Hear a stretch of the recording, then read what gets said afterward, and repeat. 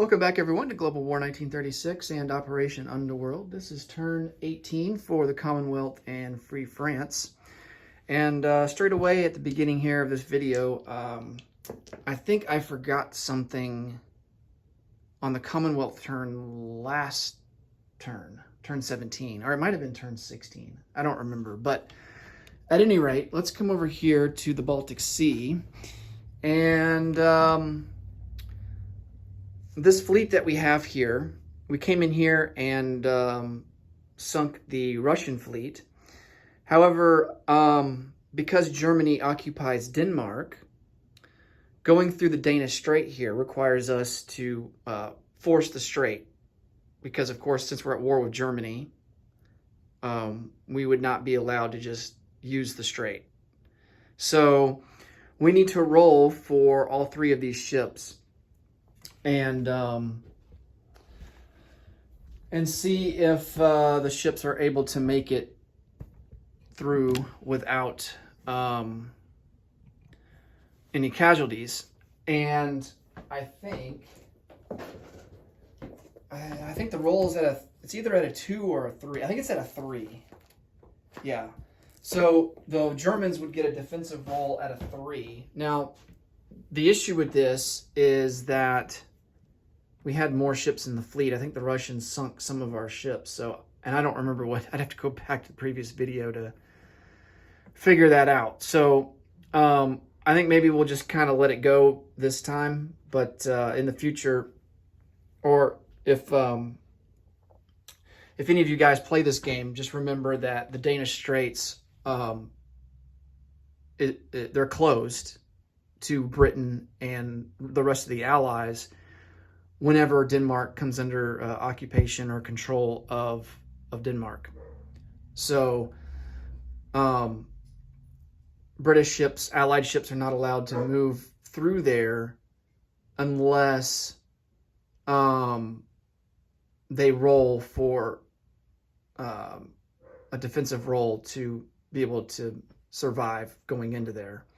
And I believe that's at a 3 or less. So, and the German player would get to roll for every ship that's trying to force the strait. And then they would have to announce, oh, I'm rolling for the battleship, or I'm rolling for the battle cruiser or the destroyer. And so every ship would get its own individual roll at a 3 or less. And then if Germany happened to have coastal artillery there in Denmark, the coastal artillery would get to fire as well. So it would stack. You would get rolls for that as well. So there's kind of like an inherent coastal artillery, I guess you can say, that guards the strait. And then any physical coastal artillery that you build in the game to place there would get to fire as well. Okay. So let's start out with the Commonwealth turn here. And for technology, we're going to go with amphib doctrine, large ship construction, and heavy strategic bombers. We are at stage 3 for large ship construction. Looking to get on the board for bombers, and then we are at stage 1 for amphib doctrine. For purchases, we got to account for quite a bit of IPP loss due to convoy raiding. That's a total of 12, all on behalf of the British. Going to purchase for $4 a mechanized infantry fighter for 10. And we're going to upgrade 2 militia to... I've got 2 militia out. I thought I was upgrading 2 militia. Not placing down 2 militia. Yeah, this should be 2 militia upgrades, not 2 militia.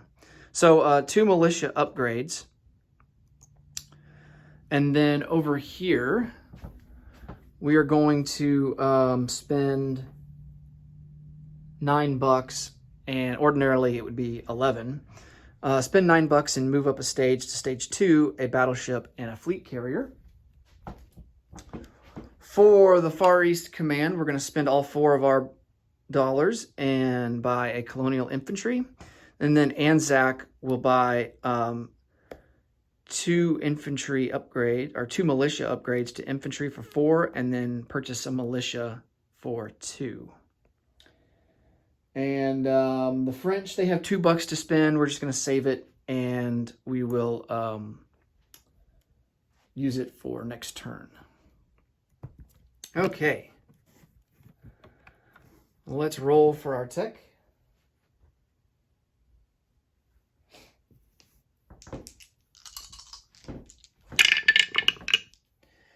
And it looks like we only land a hit on 1, and that's heavy strategic bombers. So that will move up to stage 1.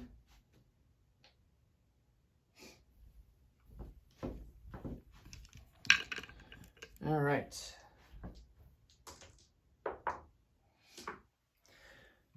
So for combat moves, we are going to move our coastal sub that is here in P41, and he's going to move up 1 to P32 in convoy raid on the Tokyo line.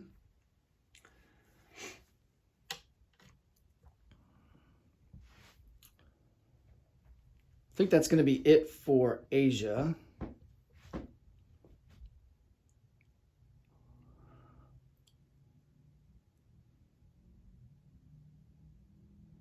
I still don't think we can do any offensive operations in North Africa. The Italians are pretty well entrenched in there, and they've got good numbers, unfortunately. So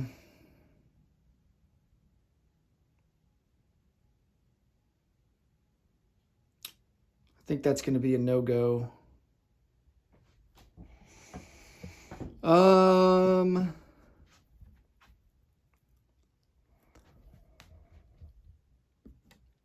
We're going to strategic bomb Paris, and we will take our strategic bomber and our medium bomber. The fighter is going to stay back.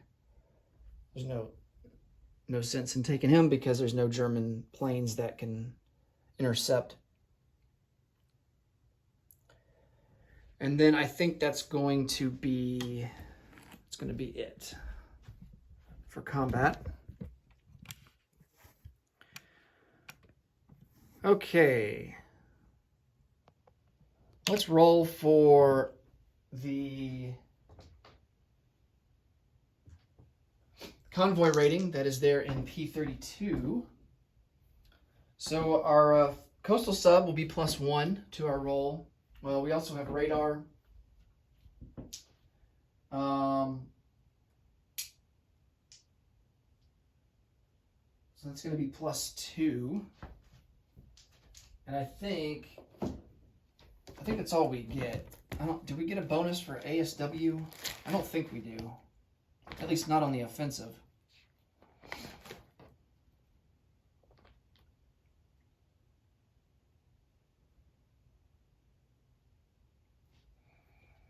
Yeah. No, we don't get anything for having ASWs or long. Well, yeah, we don't get anything for long-range aircraft either. So just for radar, and then our default at +1. So we're at +2 for the coastal submarine. Japan, they only get +1 due to long-range aircraft. They don't quite have radar yet. They're at stage 3. So they're just going to be +1. So the net is going to be +1 to us. All right, and we do a damage of 3, 5 to 2.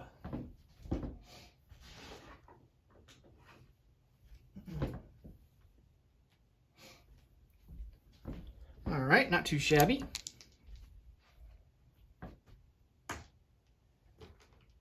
Okay, now let's do our strategic bombing of Paris. This die here will be, well, we actually need 2 of them. So these will be at a 3 or less. The AAA guns at the factory facility, they get 2 shots at our bombers, 1 per bomber at a 3 or less, and then we get 2 dice, D6 dice for the strategic bomber, and 1 D6 die for the medium bomber.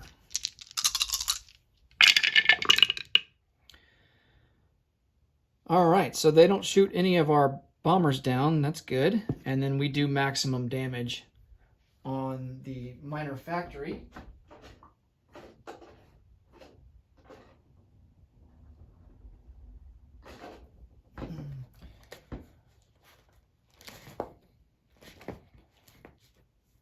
Let's see. Maximum damage to minor factories is 5. So all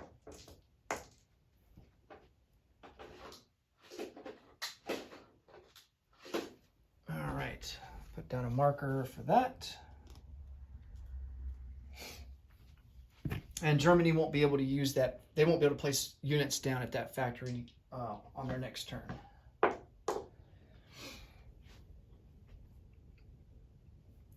Okay, I think that does it for all of our combat. Let's come over to non-combat.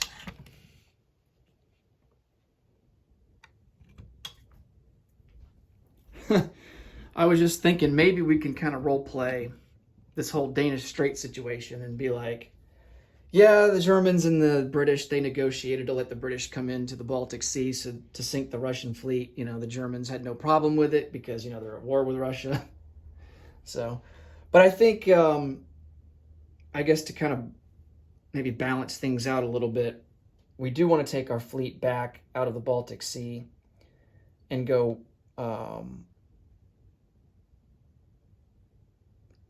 we have a battleship, so his range is only 2. We're going to go 1, 2 into A6.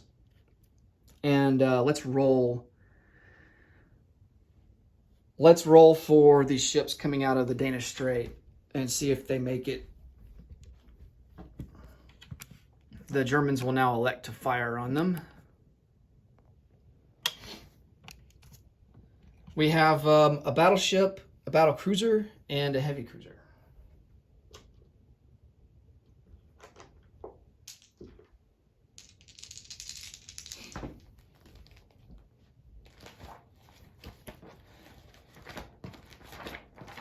And I'm going to check the rule here,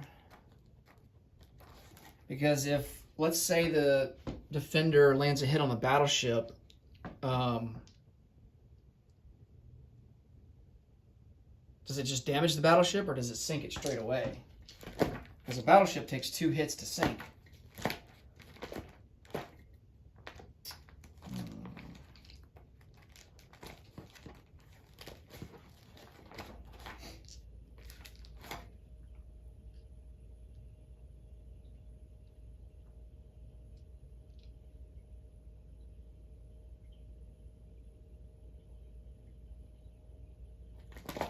Yeah, I don't think it would sink the battleship. They only get 1 roll, so the battleship is basically unsinkable in this action, at least from what I can tell reading the rules. So, now if it was a coastal artillery, then I think it would make the battleship potentially become sinkable. So, all right, let's roll for, this is going to be for the heavy cruiser, and that's a miss.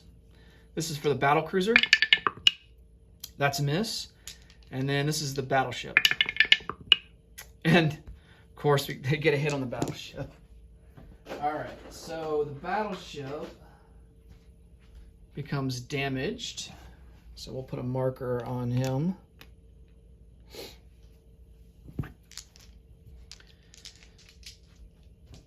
But we do make it out of the Danish Straits without any casualties.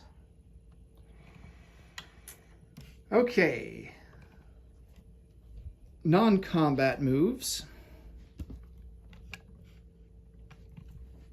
Definitely need to reinforce over here in the Benelux region. So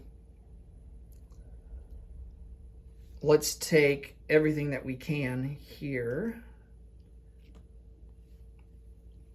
Now the question is, I feel like we need to stack all of our units into one province to make it, to give us better defensiveness rather than having our units spread out between Belgium and the Netherlands. I think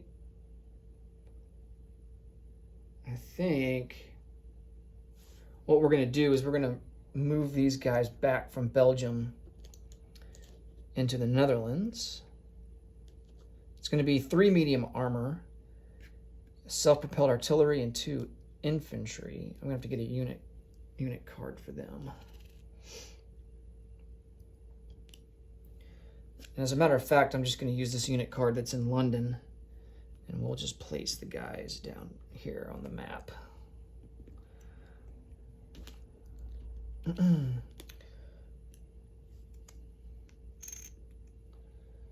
All right. We're going to use 3 transports, these 3 guys right here, and they're going to take over 2 Marines into the Netherlands, 2 mechanized infantry, and 2 regular infantry. And so our totals in the Netherlands is going to be 6 infantry, 2 Marines, 3 self-propelled artillery, 3 medium armor, and 2 mechanized infantry.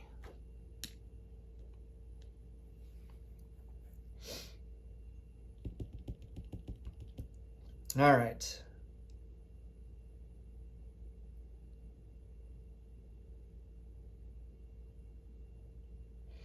And of course, we got to move our planes back to southern England.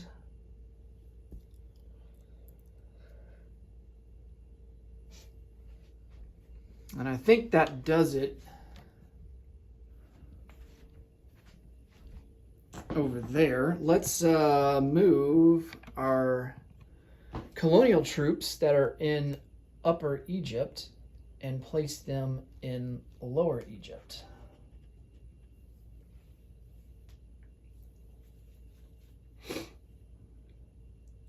All right. Now we can place some units.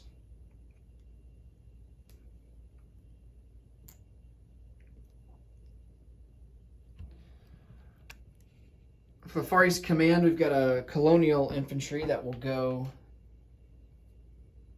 down into Hong Kong.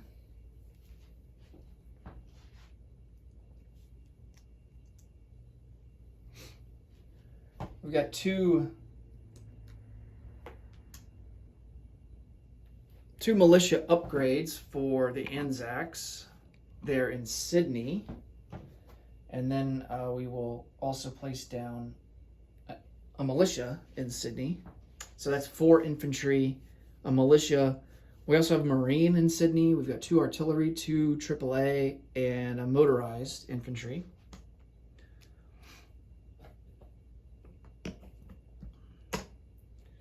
And then for the British, we have a fighter. That fighter will go into London.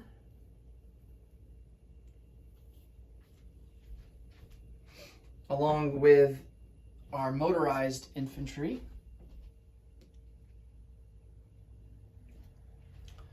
And then our two militia upgrades will go down into London.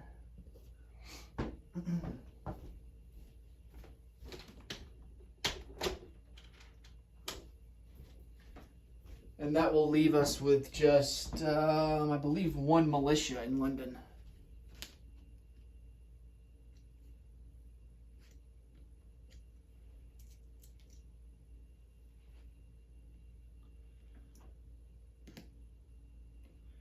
All right. Now we can collect some income. Our base is at 34. No changes in our IPP values this turn. We collect a bonus of +3 for still having control of the Suez down here. Let's see, Iran, no bonus for Iran. It's in Axis hands. And let's see, there are enemy subs on our convoy lines, unfortunately. Oh, let's move our seaplane from Gibraltar. 1, 2, 3, 4, 5, and he will go into southern England. All right, so we only get a bonus of +3, so we spent all of our money. Our default is 34, so we will have 37 to spend for next turn. And the French, really not much to do with them. We are going to take an infantry in Cameroon, move him to Obangwani Shari, and then another infantry will move from Sudan to Nubia. I guess he can rail. We're going to rail him up to Lower Egypt. We can utilize the rail. Okay. And then that will do it for France. They will collect $2, and they will have 4 to spend for next turn. All right, that will do it for the Commonwealth. Next up will be Italy. Thanks so much for watching, and until next time, take it easy. Bye for now.